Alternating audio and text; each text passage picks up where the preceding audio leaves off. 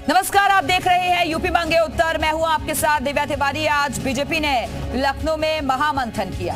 लोकसभा चुनाव के बाद बीजेपी की पहली प्रदेश कार्य समिति की बैठक का आयोजन हुआ और जिसमें बीजेपी के दिग्गज शामिल हुए। राष्ट्रीय अध्यक्ष, प्रदेश अध्यक्ष समेत यूपी के मुख्यमंत्री योगी आदित्यनाथ। इस महा मीटिंग में सीएम योगी ने बीजेपी कार्यकर्ताओं को संबोधित किया, विरोधियों पर वार किया तो वजह बताई क्यों बीजेपी हारी। साथ ही साथ कार्यकर्ताओं का उत्साहवर्धन भी किया। सीएम ने कहा कि कार्यकर्ताओं को कतई बैकफुट पर आने की जरूरत नहीं है और अभी से अगली लड़ाइयों के लिए संकल्प लेकर जी जान से जुट जाना होगा, तभी संकल्प सिद्धि की शक्ल अख्तियार करेगा। सीएम ने अपने भाषण में 2027 का भी जिक्र करके साफ कर दिया है कि बीजेपी की उपचुनाव की छोटी लड़ाई के बाद अगली तैयारी क्या है। अपने मेहमानों से हम चर्चा की शुरुआत करेंगे, लेकिन सबसे पहले एक खास रिपोर्ट आपको दिखाते हैं।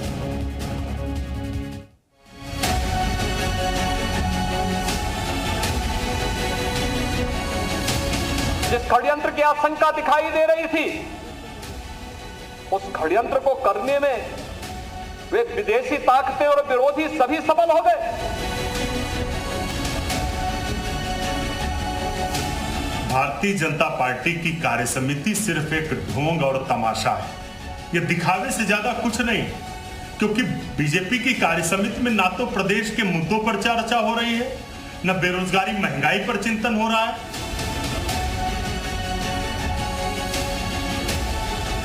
भारतीय जनता पार्टी के कार्यकर्ता को किसी भी स्थिति में बैकफुट पर आने की आवश्यकता नहीं है।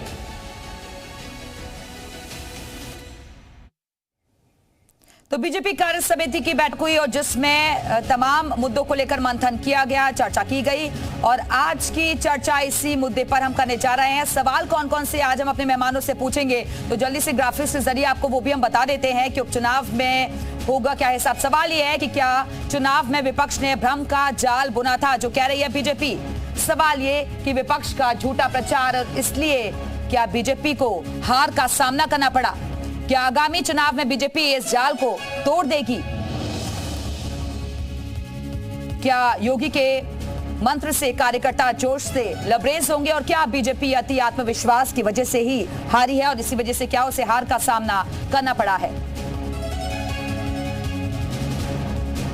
और इसी मुद्दे पर चर्चा करने के लिए इस वक्त दो खास मेहमान हमारे साथ जुड़ गए हैं। उनका तारुफ आपसे करवा देते हैं। बीजेपी प्रवक्ता आनंद दुबे जी हमारे साथ जुड़े हुए हैं। इसके अलावा समाजवादी पार्टी के प्रवक्ता भुवन जोशी जी हमारे साथ मौजूद है। बहुत बहुत स्वागत है आप दोनों का। लेकिन चर्चा की शुरुआत सबसे पहले दुबे जी मैं आपके साथ ही करना चाहूंगी, क्योंकि बीजेपी कार्य समिति की बैठक में जो महामंथन किया गया है, ये माने कि अगले युद्ध की तैयारी आप लोगों ने शुरू कर दी है।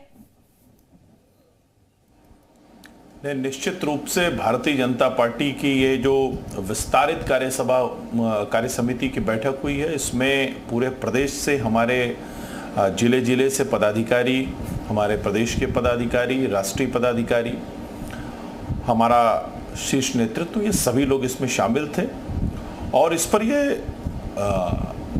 सारी मुद्दों पर चर्चा हुई और ये स्पष्ट रूप से राय बनी कि अगला जो चुनाव है हम पूरी मजबूती के साथ और विपक्ष का जो झूठ है उसको बेनकाब करते हुए लड़ेंगे। जिस तरह से विपक्ष ने झूठा वादा किया चुनाव में, कांग्रेस पार्टी ने और समाजवादी पार्टी ने फॉर्म भरवाए, झूठ बोला कि 8500 रुपए आप हमको वोट दो, हम आपको 8500 रुपए देंगे, आपके खाते में पैसा डालेंगे, इस तरह का भ्रम फैलाया। संविधान को लेकर झूठ बोला, जबकि यह सत्य है कि संविधान की हत्या करने वाली कांग्रेस पार्टी है। लगातार एक के बाद नहीं कई बार उन्होंने संविधान की हत्या की, देश को आपातकाल में झोंका। समाजवादी पार्टी के कुशासन को उत्तर प्रदेश की जनता देख चुकी है। तो इन सभी झूठों को जो नैरेटिव बनाया गया, जिस तरह से उनको बेपर्दा करते हुए और जनता के बीच अपनी जो हमारी उपलब्धियां हैं केंद्र की सरकार की, उत्तर प्रदेश की सरकार की, इसको लेकर मजबूती के साथ हम जनता के बीच में जाएंगे और उपचुनाव की सभी सीटें जीतकर भारतीय जनता पार्टी पुनः एक बार ये जो कुछ लोग जो थोड़ी बहुत सफलता मिलने के बाद उछल रहे हैं, इनको फिर से इनको वापस उसी घर में वापस भेजने वाली। ठीक है जोशी जी, वो कह रहे हैं ज्यादा मत उछलिए, दोबारा से घर में वापस भेज देंगे और आप लोगों ने जो झूठा प्रचार किया इस वजह से ही आप लोगों की ये स्थिति हुई है आज, इसका फायदा मिला है आप लोगों को? देखिए 2024 के चुनाव के बाद कल भी देश में एक परिणाम आया और विभिन्न राज्यों में परिणाम आया। उत्तराखंड में आया, मध्य प्रदेश में आया, पंजाब में आया, कलकत्ता में आया, बंगाल में आया। तो कई राज्यों में आया। रिजल्ट क्या है, पूरा देश पता चल गया है कि जो झूठ का जो आना था भारतीय जनता पार्टी का, जो तथ्य अभी आपकी लाइन चल रही थी उसमें भूपेंद्र चौधरी जी आज आगाह कर रहे हैं समाजवादी पार्टी को, कह रहे ये भस्मासुर है कांग्रेस, इस तरह की बात कहने का काम कर रहे। अरे महाराज भूपेंद्र चौधरी साहब, आपको तो वीआईपी पार्टी का मुकेश सहनी भस्मासुर ढूंढ रहे हैं आप लोगों को कि कैसे उनकी पार्टी को खाने का काम आपने करा। वो ढूंढ रहे हैं आपको, चिराग ले लेके ढूंढने का काम कर रहे हैं। असली भस्मासुर आप है, आपका चेहरा ये जनता जान चुकी है। दूसरा मैं आपसे कहना चाहता हूं, बीजेपी किस मुद्दे के साथ थी? बीजेपी का संकल्प था, मोदी जी का और योगी जी का संकल्प था कि हम पूरे देश को चंडीगढ़ बना देंगे। कोर्ट के आदेश के बाद हमको न्याय मिला और इस देश की जनता ने, 140 करोड़ की जनता ने भारतीय जनता पार्टी को हाशिए पे लाकर इनकी लगाम लगाने का काम करा। और मैं कहना चाहता हूं, दिल्ली और लखनऊ की लड़ाई अब सड़कों पर दिखाई देती है इनकी। रोज उप मुख्यमंत्री जी दिल्ली के चक्कर लगा रहे कि ये प्रदेश से छुपा हुआ है, और हम समाजवादी लोग पूर्णतः आश्वस्त है। जिस प्रकार जनता जनार्दन का आशीर्वाद इंडिया गठबंधन को मिल रहा है, हम लोग पूर्णतः आश्वस्त है कि जो नारा, जो संकल्प आज समाजवादी पार्टी ने पीडीए प्लस इंडिया का लिया है, जो हमारे नेता माननीय अखिलेश यादव जी ने हमको सूत्र दिया है, उस सूत्र को लेकर हम लोग चले हैं। और निश्चित तौर पे उत्तर प्रदेश की जनता, ठीक है, अंशु अवस्थी जी भी कांग्रेस पार्टी से हमारे साथ जुड़ गए हैं। अंशु जी आती हूँ आपके पास, लेकिन उससे पहले दुबे साहब एक रिएक्शन दे दीजिए आप, क्योंकि भस्मासुर वो आपको ही बता रहे हैं कि आप लोगों ने झूठे वादे किए जनता से, हमने उसे बेनकाब किया है। जल्दी से। नहीं देखिए, सबसे बड़ी बात इन्होंने कहा कि लड़ाई जो है सड़कों पे आ रही है। अरे साहब, लड़ाई परिवार की लड़ाई, पार्टी की लड़ाई कैसे सड़कों से लेकर मंच तक आई, इस पूरे उत्तर प्रदेश ने देखा है। किसने किसको बेइज्जत किया, किसने किसको बाहर निकाला, किसने किसको घर से बाहर निकाल दिया, ये पूरे प्रदेश ने देखा है। तो लड़ाई की बात तो आप नहीं बताइए, क्योंकि आपकी लड़ाई तो पूरे प्रदेश ने देखा है, टेलीविजन चैनलों ने चलाया है उसको, तो कम से कम उस बात को छोड़ दीजिए। लेकिन एक बात बहुत स्पष्ट है, क्या यह सत्य नहीं है कि जब समाजवादी पार्टी की सरकार थी, नौकरियों में भ्रष्टाचार था, आप जो है झोला लेकर पैसा करने की वसूली करने निकलते थे। कुल 1,95,000 सरकारी नौकरी दी आपने, उसमें से 60,000 वैकेंसियां ऐसी थी जो कोर्ट के आदेश के बाद निरस्त की गई। चाहे वो 4,000 दरोगा की भर्ती हो, चाहे सिंचाई विभाग की भर्ती हो, चाहे टीचर की भर्ती हो, हर जगह आपने जनता को धोखा देने का काम किया। दुबे साहब सवाल तो यही है ना, आप लोगों को भी मौका मिला था, मौका उनको भी मिला था, उन्होंने इस मौके को भुना लिया, जनता तक मैसेज कन्वे हुआ और इसका फायदा भी उनको मिला। ठीक है, वापस आऊंगी आपके पास, वापस आती हूँ दुबे जी। अंशु अवस्थी जी भी हमारे से जुड़ गए हैं। अंशु जी, आप लोगों से सावधान रहने की बात की जा रही है बार बार, क्योंकि बीजेपी कार्य समिति की बैठक हुई और उसमें बहुत सारे मुद्दे ऐसे थे जिसको लेकर कांग्रेस पर प्रहार किया गया है। गठबंधन आप लोगों का मजबूत है आगे चुनाव के लिए भी?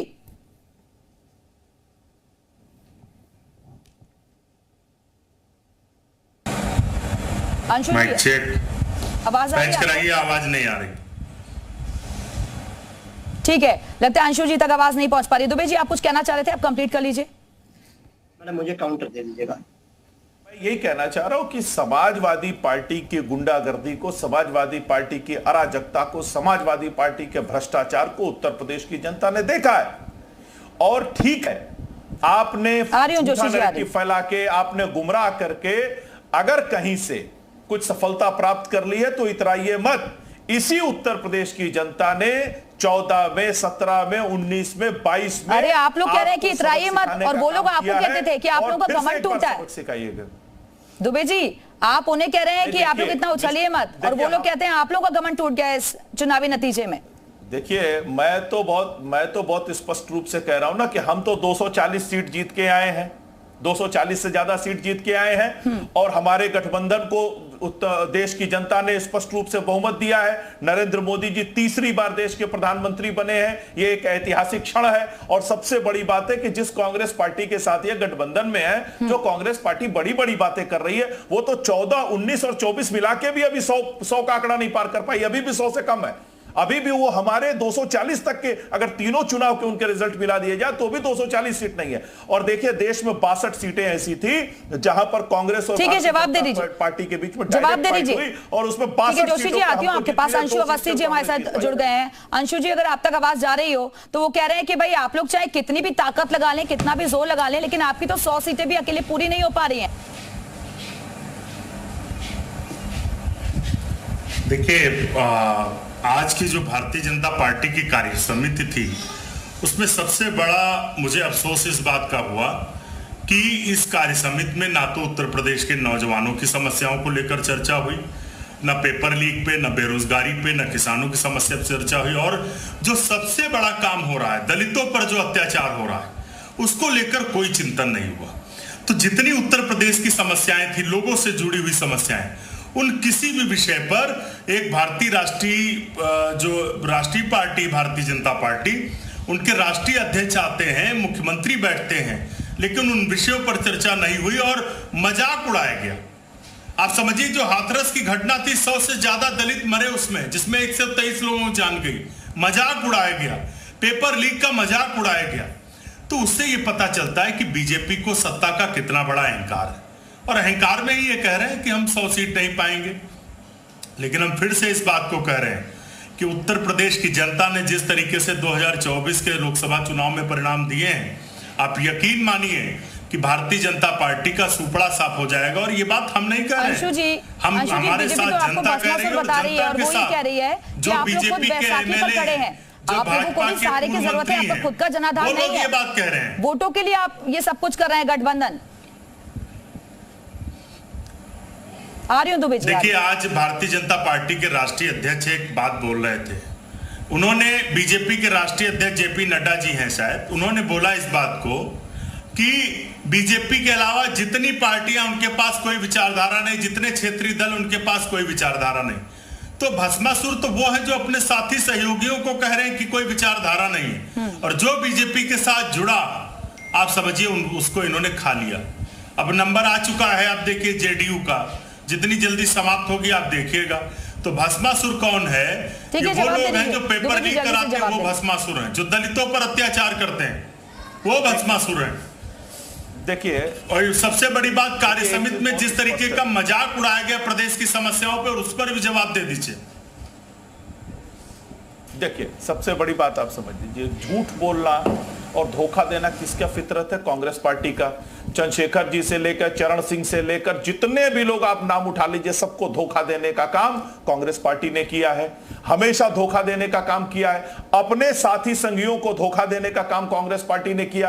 और कांग्रेस पार्टी कह रही है दलितों की बात कर, किस मुंह से कह रहे हैं? आपने जीवन भर आपने बाबा साहब भीमराव अंबेडकर का अपमान किया, उनको भारत रत्न तक नहीं दिया, उनके सभी स्थानों को पंचतीर्थ घोषित करने का काम हमारी सरकार ने किया। आप उत्तर प्रदेश में समाजवादी पार्टी के साथ गठबंधन में है। यह वही समाजवादी पार्टी है जिसके नेता आजम खान बाबा साहब अंबेडकर को भूमाफिया बताते थे। यह वही समाजवादी पार्टी है जिसने दलित महापुरुषों, दलित चिंतकों के नाम पर जो जिलों के नाम, संस्थान के नाम में बदलने का काम किया, और नहीं तो प्रमोशन में रिजर्वेशन को छीनने का काम किया, दलितों के मकानों पर कब्जा करने का काम, उनके घरों पर कब्जा करने का काम, उनकी जमीनें छीनने का काम गठबंधन, पार्टी उनकी, नेता उनके, लोग आप लोग मिलकर बात कर रहे हैं, नेता उनके।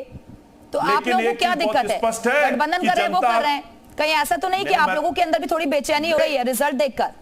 मैं बिल्कुल नहीं। जो बात कर रहे हैं कि हम दलितों के बहुत हितैषी हैं, मैं उनको बता रहा हूं कि जिनके साथ आप गठबंधन में, उनका भी चरित्र वही है और इनका भी चरित्र वही है। ये स्वभाव से ये लोग दलित सोच के विरोधी हैं और उनके खिलाफ काम करते हैं। और अब तो आपसे 8500 रुपए का हिसाब भी मांग रहा जा रहा है। आप ही के कांग्रेस कार्यालय के बाहर लाइन लग रही है, 8500 रुपए मांग रहे हैं लोग। ठीक है जोशी जी, साथी से कहना चाहता हूं कि ये बात बार बात कर रहे हैं 8500 रुपए के। महाराज हमारे 15 लाख दे दीजिए आप, 10 साल से हम वेट कर रहे हैं। अंशु जी आ रही हूं आपके पास। ये चुनावी जुमले की बात कर कराया ना, एक मिनट, गरीबों का शौचालय बना। मैं बीच में नहीं बोला मैडम, इस तरह की डिबेट मैं नहीं करता। प्लीज इनको कहिए डेकोरम मेंटेन करिए, एक आज बड़ा चैनल है। मैं आपको बताना चाहता हूँ, भ्रष्टाचार की बात आप करेंगे अनिल दुबे साहब, आप बात करेंगे भ्रष्टाचार की। आपका राष्ट्रीय अध्यक्ष बंगारू लक्ष्मण पूरे देश के सामने भ्रष्टाचार को नया पाठ पढ़ा गया, ऑनलाइन कैमरे के सामने रिश्वत मांगता है। ये देश ने देखने का काम करा है। आप भ्रष्टाचार की बात करेंगे, आप नौजवानों की बात करेंगे जिन्होंने नीट की परीक्षा लीक करा दी, नेट की परीक्षा लीक करा दी, पुलिस परीक्षा लीक करा दी, 16-17 परीक्षा आपने लीक करा दी। क्या आपकी और केंद्र की सरकार में होड़ लगी हुई है कि परीक्षा लीक कराता है? ये कैसा सरकार आप लोग चला रहे हैं? और मैं आपसे पूछ रही है, आप लोग उस पर कोई बात नहीं करते, मातृशक्ति पर और दलितों पे, पिछड़ों पे और अल्पसंख्यकों पे जो प्रदेश में अत्याचार है उसमें कोई बात नहीं कर रहे। ठीक है, जवाब दे रहे हैं वो, दुबे जी जवाब दे रहे हैं। जोशी जी सुन लीजिए। देखिए, यादव सिंह जैसे भ्रष्टाचारी को बचाने के लिए सुप्रीम कोर्ट तक कौन गया? समाजवादी पार्टी की सरकार गई। गायत्री प्रजापति जैसे भ्रष्टाचारी और बलात्कारी को बचाने का काम किसने किया? समाजवादी पार्टी की सरकार ने किया। रिवर फ्रंट घोटाले में कौन जेल में जा रहा है और किसके ऊपर तलवार लटक रही है? समाजवादी पार्टी के लोग हैं। और मैं दावे के साथ कहता हूं, अभी तो पेपर लीक की जांच चल रही है, इसमें भी सब समाजवादी पार्टी के लोग हैं, क्योंकि यह सारा काम समाजवादी पार्टी के लोगों का ही करना है। आप खुद नहीं चाहते कि उत्तर प्रदेश के युवाओं का बेहतर भविष्य हो, इसीलिए आपकी सरकारों में यही काम होता था। किस तरह से आजम खान ने पैसे लेके नियुक्तियां की, वो नियुक्ति रद्द हुई। 4000 दरोगाओं में किस तरह अनियमितता हुई, वो नियुक्ति रद्द हुई। टीचर की नियुक्ति रद्द हुई। कौन सी नियुक्ति की जो समाजवादी पार्टी के समय में पैसे लेकर दिए जाते थे आप लोगों से आगाह कर रहे हैं कि सावधान रहने की जरूरत है। देखिए, जो लोग 400 सीटें लेकर संविधान बदलने की बात कर रहे थे, उन पर दलितों के प्रति इस तरीके की टिप्पणी और उनके प्रति वो रखना शोभा नहीं देता। अगर वाकई में ईमानदार है तो आज तक कोई एक कार्रवाई नहीं की। और पेपर लीक की जो बात कर रहे हैं, अरे पेपर लीक तो उत्तर प्रदेश में अभियान चल गया, कोई ऐसा पेपर नहीं जो लीक ना हो रहा हो। लग तो ये रहा है कि सरकार इसीलिए पेपर कराती कि उसे लीक कराना है। और संरक्षण देने वालों को जिस तरीके से बचाया जा रहा है भाजपा सरकार में, वो सभी देख रहे हैं। इलाहाबाद के एसएसपी प्रयागराज के, उन्होंने पेपर लीक कांड के लोगों को पकड़ा, सरकार ने उस एसएसपी का ही ट्रांसफर कर दिया। तो इनका चरित्र ये है, जिस तरीके से पेपर लीक के लोगों को संरक्षण मिल रहा है। और आज की कार्य समिति में जो नौजवानों का मजाक उड़ाया गया है, नौकरियां न देकर सिर्फ और सिर्फ मजाक उड़ाया गया है, ये समझ लीजिए आने वाले समय में यही नौजवान इनको सत्ता से बाहर करेगा। ठीक है, आप तीनों बने रहिएगा, वापस आएंगे आप लोगों के पास। आज लखनऊ में बीजेपी कार्य समिति की बैठक हुई और जिसमें योगी आदित्यनाथ ने पिछली सरकारों को घेरते हुए दावा किया कि पहले मुहर्रम के समय में सड़कें खाली हो जाया करती थी, लेकिन आज मुहर्रम आयोजित हो रहा है और इसका पता भी नहीं लग रहा। ताजिए के नाम पर घर तोड़े जाते थे और पीपल के पेड़ काटे जाते थे, सड़कों के तार हटाए जाते थे। याद करिए, इसी मुहर्रम के समय में सड़कें खाली हो जाती थी, सूनी हो जाती थी। आज मुहर्रम आयोजित हो रहा है, इसका पता भी नहीं लग रहा है। ताजिया के नाम पर घर तोड़े जाते थे, पीपल के पेड़ काटे जाते थे, सड़कों के तार हटाए जाते थे, पुल तोड़ दिए जाते थे। आज कहा जाता है किसी गरीब की झोपड़ी नहीं हटेगी। आज कहा जाता है कोई तार नहीं हटेगा। आज कहा जाता है कि सरकार नियम बनाएगी, पर्व और त्योहार मनाना है तो इन नियमों के अंतर्गत मनाओ और नहीं तो अपने घर में बैठ जाओ। और भाई एक बार फिर से चर्चा पर वापस लौटते हैं। जोशी जी, सुना आपने मुख्यमंत्री जी को, वो कह रहे हैं कि अब किसी तरीके का कोई भेदभाव नहीं होता है, कानून का राज स्थापित है केवल। देखिए, कानून का राज अगर होता है तो क्या हाथरस जैसी घटना घट जाती है? इनका प्रशासन कहां था? इनका इंटेलिजेंस कहां था? क्यों स्वास्थ्य मंत्री दिल्ली भाग रहे थे?